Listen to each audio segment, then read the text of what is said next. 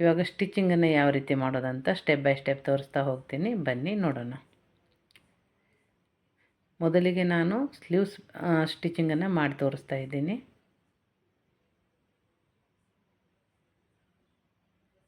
ಇದಕ್ಕೆ ನಾನು ಒಂದು ಮ್ಯಾಚ್ ಆಗುವಂಥ ಲೇಸನ್ನು ಹಾಕಿ ಪೈಪಿಂಗನ್ನು ಕೊಡ್ತಾ ಇದ್ದೀನಿ. ಇದರಿಂದ ಔಟ್ಲುಕ್ ಕೊಡುತ್ತೆ. ನೀವು ಬೇಕಾದರೆ ಇದ್ರೆ ಹಾಕಿ, ಇಲ್ಲ ಅಂದರೆ ಪ್ಲೇನಾಗಿಯೇ ಸ್ಟಿಚ್ ಮಾಡ್ಕೋಬೋದು. ಈ ಥರ ಲೈನಿಂಗ್ ಮೇಲ್ಗಡೆ ಇಟ್ಟು ಫೋಲ್ಡನ್ನು ಒಳಗಡೆ ಮಾಡ್ಕೋಬೋದು. ಮೊದಲಿಗೆ ಅದಕ್ಕಿಂತ ಮುಂಚೆ ನಾನು ಈ ಲೇಸನ್ನು ಪೈಪಿಂಗಾಗಿ ಕೊಡ್ತಾ ಇದ್ದೀನಿ. ಇದರಿಂದ ಔಟ್ಲುಕ್ ಕೊಡುತ್ತೆ. ಮೇನ್ ಇದ್ರ ಮೇಲ್ಗಡೆನೇ ಇಟ್ಟು ನಾವು ಲೇಸನ್ನು ಅಟ್ಯಾಚ್ ಮಾಡ್ಕೋಬೇಕು. ನಂತರ ಇದ್ರ ಮೇಲ್ಗಡೆ ಲೈನಿಂಗನ್ನು ಹಾಕಿ ಒಳಗಡೆ ಫೋಲ್ಡನ್ನು ಮಾಡಿ ಅದ್ರ ಮೇಲ್ಗಡೆ ಸ್ಟಿಚ್ಚನ್ನು ಹಾಕ್ಕೊಳ್ಳೋಣ.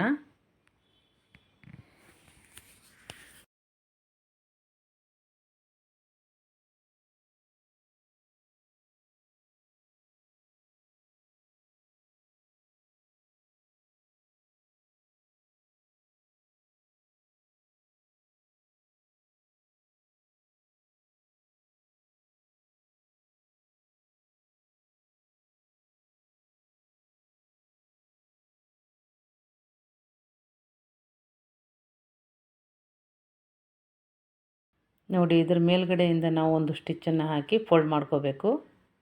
ಫಿನಿಶಿಂಗು ತುಂಬಾ ಚೆನ್ನಾಗಿ ಬರುತ್ತೆ ಮತ್ತು ಔಟ್ಲುಕ್ ಕೊಡುತ್ತೆ ಫ್ರೆಂಡ್ಸ್.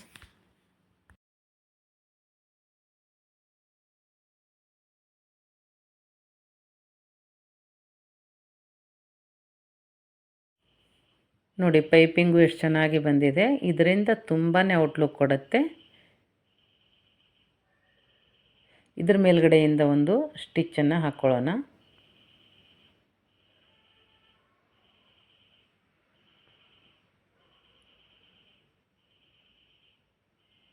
ನೋಡಿ, ಎಷ್ಟು ಚೆನ್ನಾಗಿ ಫಿನಿಶಿಂಗ್ ಬಂದಿದೆ. ಇವಾಗ ಸ್ಲೀವ್ಸು ರೆಡಿಯಾಗಿದೆ. ಇದನ್ನು ನಾನು ಮೇಲ್ಗಡೆಯಿಂದ ಒಂದು ಹೊಲಿಗೆ ಹಾಕಿ ಲೈನಿಂಗನ್ನು ಜಾಯಿಂಟ್ ಮಾಡ್ಕೋತೀನಿ. ನಾವು ಸ್ಟಿಚ್ ಮಾಡಬೇಕಾದ್ರೆ ಬಟ್ಟೆ ಆ ಕಡೆ ಈ ಕಡೆ ಸರಿದಾಡಲ್ಲ. ಅದಕ್ಕೆ ಈ ಥರ ಮೇಲ್ಗಡೆಯಿಂದ ಒಂದು ಸ್ಟಿಚ್ಚನ್ನು ಹಾಕಿ ರೆಡಿ ಮಾಡ್ಕೊಳ್ಳೋಣ. ಎಕ್ಸ್ಟ್ರಾ ಕ್ಲಾತನ್ನು ಕಟ್ ಮಾಡಿ ತೆಗೆದುಬಿಡೋಣ.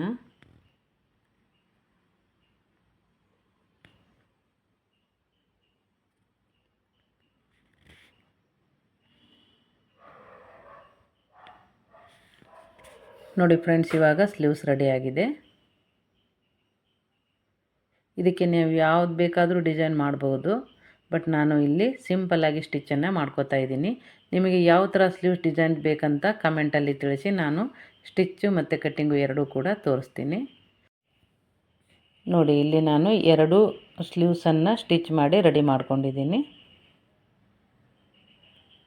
ಇವಾಗ ಬ್ಯಾಕ್ ನೆಕ್ ಡಿಸೈನ್ ಇದೆ ಅಲ್ವಾ, ಅದನ್ನು ನಾವು ಲೈನಿಂಗನ್ನು ಅಟ್ಯಾಚ್ ಮಾಡ್ಕೊಳ್ಳೋಣ. ಅದಕ್ಕಿಂತ ಮುಂಚೆ ನಾನು ಲೇಸನ್ನು ಅಟ್ಯಾಚ್ ಮಾಡಿ ನಂತರ ಅದಕ್ಕೆ ಮೇಲ್ಗಡೆಯಿಂದ ಲೈನಿಂಗನ್ನು ಹಾಕಿ ಫೋಲ್ಡ್ ಮಾಡ್ತೀನಿ.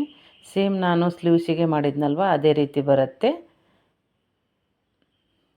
ಲೇಸನ್ನು ಹಾಕಿ ಈ ಥರ ಫೋಲ್ಡ್ ಮಾಡಿಕೊಂಡ್ರೆ ಸೇಮ್ ಪೈಪಿಂಗ್ ಥರನೇ ಕಾಣಿಸುತ್ತೆ ಮತ್ತು ಔಟ್ಲುಕ್ ಕೊಡುತ್ತೆ ಫ್ರೆಂಡ್ಸ್. ಈ ಥರ ಸಿಂಪಲ್ಲಾಗಿ ನಾವು ನೆಕ್ಕಿಗೆ ಈ ಥರ ಲೇಸನ್ನು ಕೊಟ್ಟರೆ ಚೆನ್ನಾಗಿ ಅನಿಸುತ್ತೆ. ಒಮ್ಮೆ ಟ್ರೈ ಮಾಡಿ ನೋಡಿ ನೀವು.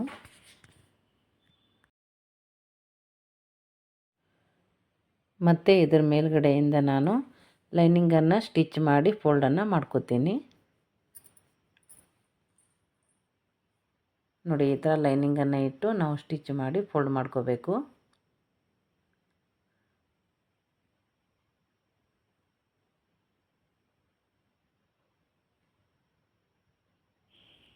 ಲೈನಿಂಗ್ ಅಟ್ಯಾಚ್ ಮಾಡಿದ ನಂತರ ಮಧ್ಯಕ್ಕೆ ಕಾರ್ನರ್ ಬರುತ್ತಲ್ವ, ಅಲ್ಲಿ ಚಿಕ್ಕ ಚಿಕ್ಕದಾಗಿ ನಾವು ಕಟ್ಟನ್ನು ಮಾಡ್ಕೋಬೇಕು. ಅಂದರೆ ಫೋಲ್ಡ್ ಮಾಡೋಕ್ಕೆ ತುಂಬ ಸುಲಭವಾಗುತ್ತೆ. ಇದರ ಮೇಲ್ಗಡೆಯಿಂದ ಒಂದು ಸ್ಟಿಚ್ಚನ್ನು ಹಾಕ್ಕೊಂಡ್ರೆ ನಾವು ಚೆನ್ನಾಗಿ ಫಿನಿಶಿಂಗ್ ಬರುತ್ತೆ ಫ್ರೆಂಡ್ಸ್. ನೋಡಿ, ಈ ಥರ ಫೋಲ್ಡ್ ಮಾಡಿದ ನಂತರ ಚೆನ್ನಾಗಿ ಫಿನಿಶಿಂಗ್ ಬರುತ್ತೆ. ಇದರ ಮೇಲ್ಗಡೆಯಿಂದ ಒಂದು ಸ್ಟಿಚ್ಚನ್ನು ಹಾಕ್ಕೊಳ್ಳೋಣ. ಫಿನಿಶಿಂಗ್ ಚೆನ್ನಾಗಿ ಬರುತ್ತೆ. ಹಾಗೆ ರೌಂಡ್ ಶೇಪಲ್ಲಿ ನಾವು ಲೈನಿಂಗನ್ನು ಅಟ್ಯಾಚ್ ಮಾಡಿ ಸ್ಟಿಚ್ಚನ್ನು ಹಾಕ್ಕೊಳ್ಳೋಣ.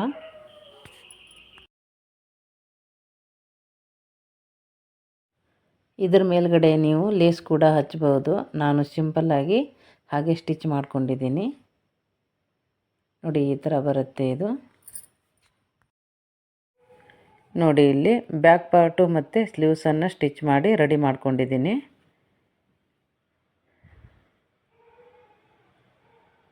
ನಂತರ ನಾನು ಫ್ರಂಟ್ ಭಾಗ ಇರುತ್ತಲ್ವ ಅದನ್ನು ಕೂಡ ನಾನು ಬ್ಯಾಕ್ ನೆಕ್ಕಿನ ಥರನೇ ಲೇಸನ್ನು ಹಚ್ಚಿ ಲೈನಿಂಗನ್ನು ಅಟ್ಯಾಚ್ ಮಾಡ್ಕೊಂಡಿದ್ದೀನಿ. ಇವಾಗ ಇದಕ್ಕೆ ನಾವು ಟಕ್ಸ್ ಮಾರ್ಕನ್ನು ಹಾಕಿ ಟಕ್ಸನ್ನು ಸ್ಟಿಚ್ ಮಾಡ್ಕೊಳ್ಳೋಣ.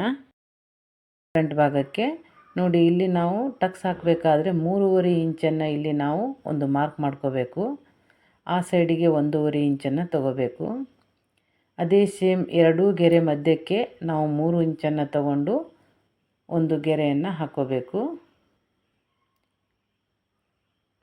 ಅರ್ಧ ಇಂಚ್ ಹೆಚ್ಚು ಕಮ್ಮಿ ಆದರೂ ನಡೀತದೆ. ಇವಾಗ ನೋಡಿ ಈ 3 ಲೈನನ್ನು ಜಾಯಿಂಟ್ ಮಾಡ್ಕೋಬೇಕು.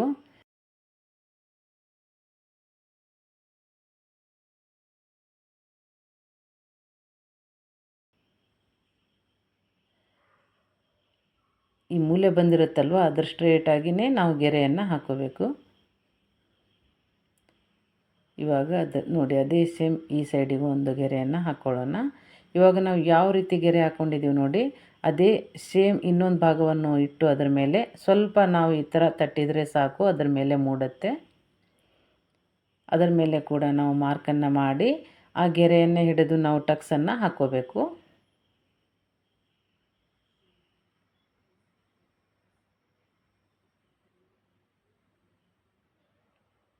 ಇವಾಗ ಸೇಮ್ ಮಾರ್ಕ್ ಮಾಡಿ ಸ್ಟಿಚ್ಚನ್ನು ಮಾಡ್ಕೊಳ್ಳೋಣ. ಇದರಿಂದ ಕಪ್ಸು ಚೆನ್ನಾಗಿ ಕೂತ್ಕೊಳ್ಳುತ್ತೆ. ನೋಡಿ ಸೇಮ್ ನಾನು ಹೇಗೆ ಮಾಡ್ತಾಯಿದ್ದೀನಿ ಅದೇ ರೀತಿಯಲ್ಲಿ ನೀವು ಕೂಡ ಟಕ್ಸನ್ನು ಹಿಡಿದ್ರೆ ಕಪ್ಸು ಚೆನ್ನಾಗಿ ಕೂತ್ಕೊಳ್ಳುತ್ತೆ. ಟ್ರೈ ಮಾಡಿ. ನಾನು ಎಲ್ಲ ಥರದ ಬ್ಲೌಸ್ ಡಿಸೈನ್ಸ್ಗಳನ್ನು ಸ್ಟಿಚ್ ಮಾಡ್ತೀನಿ ಫ್ರೆಂಡ್ಸ್. ನಿಮಗೆ ಯಾವ ಥರ ಡಿಸೈನ್ಸ್ ಬೇಕು ಮತ್ತು ಪ್ಯಾಚ್ ವರ್ಕ್ ಬೇಕು ಅಂತ ನನಗೆ ಕಮೆಂಟಲ್ಲಿ ತಿಳಿಸಿ. ನಾನು ಅದೇ ರೀತಿ ನಿಮಗೆ ಸ್ಟಿಚ್ ಮಾಡಿ ತೋರಿಸ್ತೀನಿ ಫ್ರೆಂಡ್ಸ್. ಹಾಗೆ ಹೊಸದಾಗಿ ಯಾರಾದರೂ ಕಲಿತಾರಲ್ವ ಅದಕ್ಕೆ ಬೇಗ ಅರ್ಥ ಆಗಲಿ ಅಂತ ನಾನು ಪ್ಲೇನ್ ಬ್ಲೌಸನ್ನೇ ಕಟ್ಟಿಂಗು ಮತ್ತು ಸ್ಟಿಚಿಂಗನ್ನು ಈ ವಿಡಿಯೋ ಮೂಲಕ ತಿಳಿಸ್ಕೊಡ್ತಾ ಇದ್ದೀನಿ. ಹಾಗಾಗಿ ನಾನು ಏನೂ ಡಿಸೈನ್ಸ್ ಮಾಡಿಲ್ಲ ಫ್ರೆಂಡ್ಸ್, ಹಾಗೆ ಸಿಂಪಲ್ಲಾಗಿ ವರ್ಕ್ ಮಾಡಿ ತೋರಿಸ್ತಾ ಇದ್ದೀನಿ. ನೋಡಿ ಈ ಥರ ಕಂಪ್ಲೀಟಾಗಿ ಸ್ಟಿಚ್ಚನ್ನು ಮಾಡಿಕೊಂಡ್ರೆ ಕಪ್ಸು ಬರುತ್ತೆ. ಈ ವಿಡಿಯೋ ನೋಡಿ ನಿಮಗೆ ಹೇಗೆ ಅನ್ನಿಸ್ತು ಅಂತ ನನಗೆ ಕಮೆಂಟ್ ಮೂಲಕ ನಿಮ್ಮ ಅಭಿಪ್ರಾಯ ತಿಳಿಸಿ. ವಿಡಿಯೋನ ಸ್ಕಿಪ್ ಮಾಡದೆ ನೋಡಿ ಫ್ರೆಂಡ್ಸ್. ಮೊದಲಿಗೆ ಯಾರಾದರೂ ಹೊಸದಾಗಿ ಕಲಿತಾರಲ್ವ ಅವರಿಗೆ ತುಂಬಾ ಯೂಸ್ ಆಗುತ್ತೆ ಈ ವಿಡಿಯೋ. ತುಂಬಾ ಸ್ಲೋ ಆಗಿ ಮಾಡಿದ್ದೀನಿ ನಾನು. ಸ್ಕಿಪ್ ಮಾಡದೆ ಕೊನೆವರೆಗೂ ನೋಡಿ, ನಿಮಗೆ ಬೇಗ ಅರ್ಥ ಆಗುತ್ತೆ ಮತ್ತು ನೀವು ಸ್ಟಿಚಿಂಗ್ ಕೂಡ ಮನೆಯಲ್ಲೇ ಕಲಿಬೋದು. ನೋಡಿ ಇವಾಗ ಟಕ್ಸನ್ನು ಹಿಡಿದು ನಾನು ರೆಡಿ ಮಾಡ್ಕೊಂಡಿದ್ದೀನಿ. ಇದಕ್ಕೆ ನಾನು ಕ್ರಾಸ್ ಪಟ್ಟಿಯನ್ನು ಯಾವ ರೀತಿ ಅಟ್ಯಾಚ್ ಮಾಡಬೇಕಂತ ತೋರಿಸ್ತೀನಿ. ನೋಡಿ ಮೇನ್ ಮೂಲೆ ಇರುತ್ತಲ್ವ ಕ್ರಾಸ್ ಪಟ್ಟಿದು, ಅದನ್ನು ನಾವು ಸಮನಾಗಿ ತಗೊಂಡು ಸ್ಟಿಚ್ಚನ್ನು ಹಾಕೋಬೇಕು.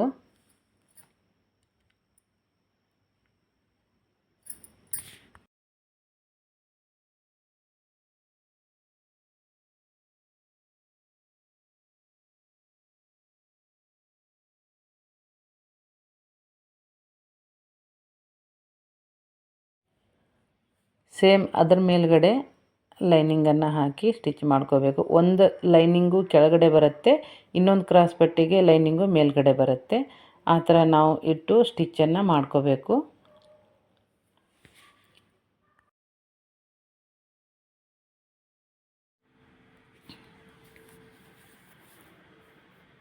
ಇವಾಗ ಇದರ ಮೇಲ್ಗಡೆಯಿಂದ ನಾವು ಒಂದು ಸ್ಟಿಚ್ಚನ್ನು ಹಾಕ್ಕೊಳ್ಳೋಣ, ಅಂದರೆ ಫಿನಿಶಿಂಗು ಚೆನ್ನಾಗಿ ಬರುತ್ತೆ.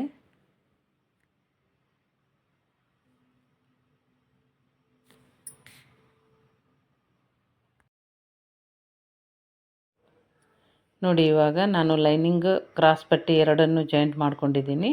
ಇವಾಗ ಈ ಥರ ನಾನು ಮಾಡ್ತಾಯಿದ್ದೀನಿ ನೋಡಿ, ಈ ಥರ ಫೋಲ್ಡನ್ನು ಮಾಡಿ ಈ ಮೇನ್ ಕ್ಲಾತಿಗೆ ಈ ಥರ ನಾವು ಕ್ರಾಸ್ ಪಟ್ಟಿಯನ್ನು ಅಟ್ಯಾಚ್ ಮಾಡಿಕೊಂಡ್ರೆ ನಾವು ಸ್ಟಿಚ್ ಹಾಕಿರುವಂಥ ಹೊಲಿಗೆ ಒಳಗಡೆ ಹೋಗುತ್ತೆ, ಕಾಣಿಸಲ್ಲ. ಅದಕ್ಕೆ ಈ ಥರ ಸುತ್ತಿ ಒಳಗಡೆ ಹೋಗುವಂಗೆ ನಾವು ಸ್ಟಿಚ್ಚನ್ನು ಹಾಕ್ಕೋಬೇಕು.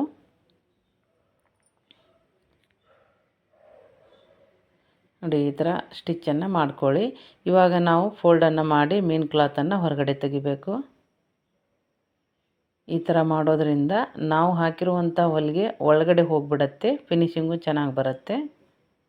ಇದು ತುಂಬ ಜನಕ್ಕೆ ಗೊತ್ತಿಲ್ಲ ಫ್ರೆಂಡ್ಸ್, ಈ ಥರ ಒಮ್ಮೆ ಟ್ರೈ ಮಾಡಿ. ನೋಡಿ ಹೊಲಿಗೆ ಎಲ್ಲ ಒಳಗಡೆ ಹೋಗಿದೆ. ಮೇನ್ ಫ್ಯಾಬ್ರಿಕ್ ಎಷ್ಟು ಚೆನ್ನಾಗಿ ಕಾಣಿಸುತ್ತೆ. ಮತ್ತು ಎಕ್ಸ್ಟ್ರಾ ಬಂದಿರುವಂಥ ಕ್ಲಾತನ್ನು ಕಟ್ ಮಾಡಿ ತೆಗೆದುಬಿಡೋಣ.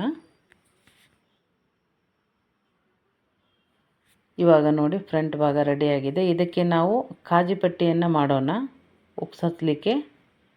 ನೋಡಿ ಇದು ಉಕ್ಸ್ ಪಟ್ಟಿ. ಇದು ಈ ಥರ ಫೋಲ್ಡ್ ಮಾಡಿ ನಾವು ಅಟ್ಯಾಚನ್ನು ಮಾಡ್ಕೋಬೇಕು.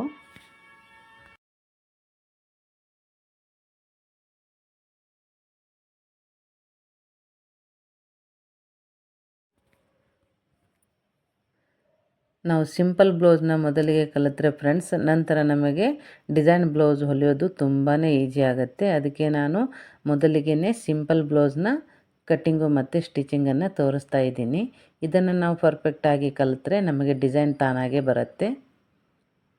ನೋಡಿ ಈ ಥರ ಫೋಲ್ಡ್ ಮಾಡಿ ಉಕ್ಸ್ ಪಟ್ಟಿನ ನಾವು ಒಳಗಡೆ ಫೋಲ್ಡ್ ಮಾಡಿ ಮೇಲ್ಗಡೆಯಿಂದ ಒಂದು ಸ್ಟಿಚ್ಚನ್ನು ಹಾಕ್ಕೋಬೇಕು.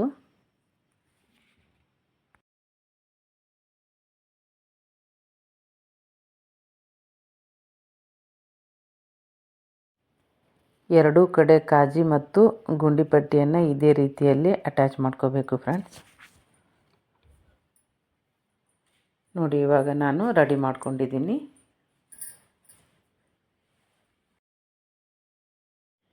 ನೋಡಿ ಇವಾಗ ಕಂಪ್ಲೀಟಾಗಿ ಫ್ರಂಟ್ ಭಾಗ ರೆಡಿಯಾಗಿದೆ.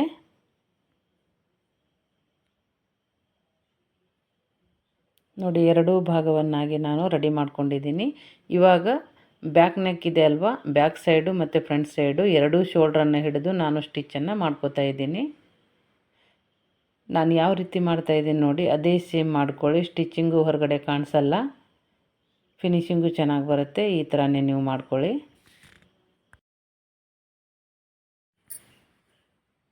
ನೋಡಿ ಈ ಥರ ನಾವು ಮೇಲ್ಗಡೆಯಿಂದ ಹೊಲಿಗೆ ಹಾಕಿದರೆ ಈ ಥರ ಬರುತ್ತೆ. ಚಿಕ್ಕದಾಗಿ ಕಟ್ ಮಾಡಿ ಇದನ್ನು ನಾವು ಫೋಲ್ಡ್ ಮಾಡಿ ಮತ್ತೆ ಸ್ಟಿಚ್ಚನ್ನು ಮಾಡ್ಕೋಬೇಕು. ಅಂದರೆ ಹೊಲಿಗೆ ಎಲ್ಲ ಒಳಗಡೆ ಹೋಗುತ್ತೆ, ಚೆನ್ನಾಗಿ ಫಿನಿಶಿಂಗ್ ಕೂಡ ಬರುತ್ತೆ. 2 ಸಾರಿ ಹೊಲಿಗೆನ ಹಾಕ್ಕೋಬೇಕು, ಚೆನ್ನಾಗಿ ಕೂತ್ಕೊಳ್ಳುತ್ತೆ.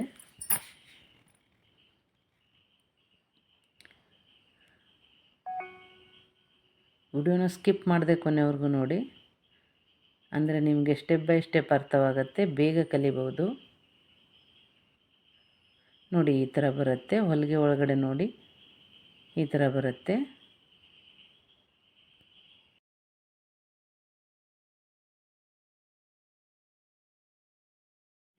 ನೋಡಿ ಇವಾಗ ಶೋಲ್ಡರ್ ರೆಡಿಯಾಗಿದೆ. ಇದಕ್ಕೆ ನಾನು ಸ್ಲೀವ್ಸನ್ನು ಅಟ್ಯಾಚ್ ಮಾಡ್ತಾ ಇದ್ದೀನಿ. ನಾವು ಮಧ್ಯಕ್ಕೆ ಕಟ್ ಮಾಡಿದ್ವಲ್ವ, ಆ ಕಟ್ಟಿಂಗು ಮತ್ತು ಶೋಲ್ಡರ್ ಜಾಯಿಂಟ್ ಮಾಡಿರುವಂಥ ಎರಡು ಕರೆಕ್ಟಾಗಿ ಬರಬೇಕು. ಅಂದರೆ ಸ್ಲೀವ್ಸು ಚೆನ್ನಾಗಿ ಕೂತ್ಕೊಳ್ಳುತ್ತೆ. ಮೊದಲಿಗೆ ಮಾರ್ಕ್ ಮಾಡಿ ನೋಡ್ಕೋಬೇಕು ಎಷ್ಟು ಬರುತ್ತೆ ಅಂತ. ಅಲ್ಲಿಂದಲೇ ನಾವು ಸ್ಟಿಚಿಂಗನ್ನು ಸ್ಟಾರ್ಟ್ ಮಾಡಬೇಕು.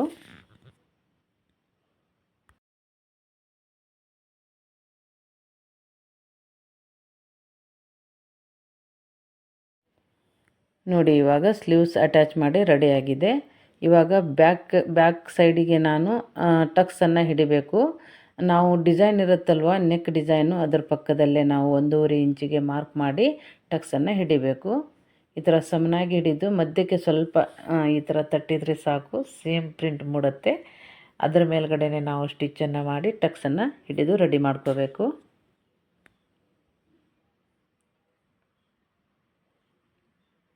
ನೋಡಿ ಈ ಥರ ಬರುತ್ತೆ. ನಂತರ ಇಲ್ಲಿ ನಾನು ಮೆಜರ್ಮೆಂಟನ್ನು ತೊಗೋಬೇಕು. ನಾವು ಕೊನೆಯದಾಗಿ ಫಿಟ್ಟಿಂಗ್ ಮಾರ್ಕನ್ನು ಹಾಕಬೇಕಾದ್ರೆ ಮೆಜರ್ಮೆಂಟು ಇಲ್ಲಿ ನಂದು 22 ಇತ್ತು. ಅದಕ್ಕೆ ನಾನು ನನಗೆ ಅದನ್ನು 17 ಇಂಚು ಬರಬೇಕು. ಅದಕ್ಕೆ ನಾನು ಇಲ್ಲಿ ಈ ಸೈಡ್ 2.5 ಇಂಚು, ಈ ಸೈಡ್ 2.5 ಇಂಚನ್ನು ಬಿಟ್ಟು ನಾನು ಮಾರ್ಕನ್ನು ಮಾಡ್ಕೋತಾ ಇದ್ದೀನಿ. ಹಾಗೆ ಸ್ಲೀವ್ಸಿಗೆ ನೋಡಿ ನಾನು ಇಲ್ಲಿ 5.5 ಇಂಚನ್ನು ತಗೋತಾ ಇದ್ದೀನಿ.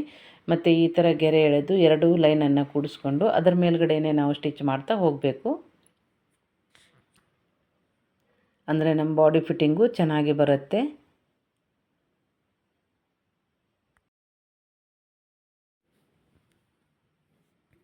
ನೋಡಿ ಇವಾಗ ಕಂಪ್ಲೀಟಾಗಿ ಬ್ಲೌಸು ಸ್ಟಿಚ್ಚಿಂಗು ಮತ್ತು ಕೂಡ ಮುಗಿದಿದೆ.